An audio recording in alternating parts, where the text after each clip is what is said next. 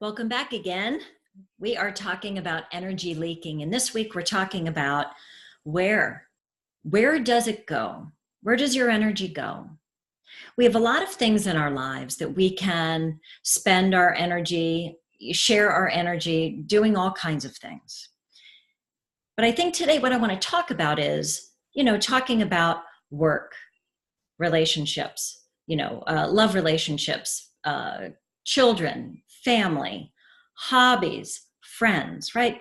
There are a lot of there are sectors to our lives. And do you feel like you're lopsided? Are you the type of person who, grew up valuing people who work themselves, like over the top, work your finger to the bone? I think that's one of those old program things. And are you one of those people that has learned that you value people who work themselves tirelessly? You may be that person then. If that's the case, if you're a workhorse or whatever it is, I bet that most of your energy is going in that direction. And it could lead to a very unhealthy balance, right? Because I think the key, well, one of the keys in life is really balance. And we've all heard that. I think it's so true. And we feel good when we're kind of, keeping track or adding to all kinds of areas in our lives. Our life is totally imbalanced if we're working 80% of the time.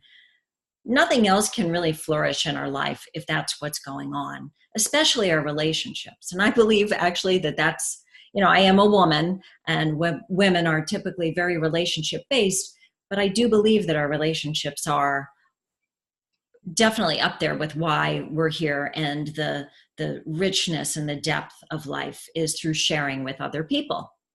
So the question is, are you imbalanced? If you're working too much, if you're, too focused on one person, or if you're too focused on whatever it is, let's shake it up a little bit. I love people to take up a hobby. Is there something you've been wanting to do and you've been saying it for the past 5 years and you still haven't been doing it? Go do it, right? Life is too short. Life can change on a dime. We just don't know, right? How long we have. Don't want to sound cliche, but it's so true.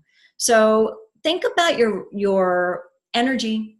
Think about where it's going, and think about how you could balance it out more. There are always things that we can do to add into our life. Take a look, see if we can upgrade things a little bit more for ourselves. Okay? So that's it. Think about where your energy is going, and how can you shift it? It's not going to take a big change. If you're a workhorse, right? And you become more aware that you want to kind of like pull back a little bit from work. I'm not saying give up the quality, maybe pull up the quantity of time you're expending to your job.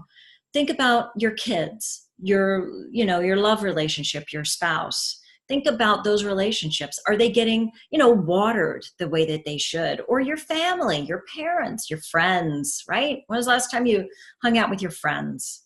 So there you go, food for thought. Next week, we're going to talk about how do you spend your time. So it's similar to what we're talking about, but I am going to bring up some different things about other ways that we spend our time. Okay?